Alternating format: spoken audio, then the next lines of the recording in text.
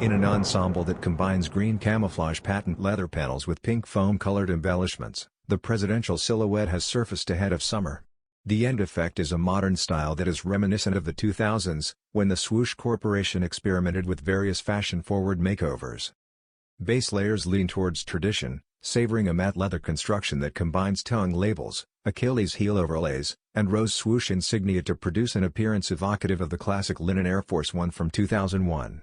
The tried-and-true sole unit returns to a neutral color scheme beneath the foot. The radial outsole chooses a semi-translucent presentation that plays with the beige components of the upper, while the midsoles prefer a white tone that is somewhat broken up by black-colored air writing on the back. As autumn draws nearer, official look and concrete Nike.com release details should become available. Enjoy close-ups of the camo and pink-covered Air Force One low up ahead in the meanwhile.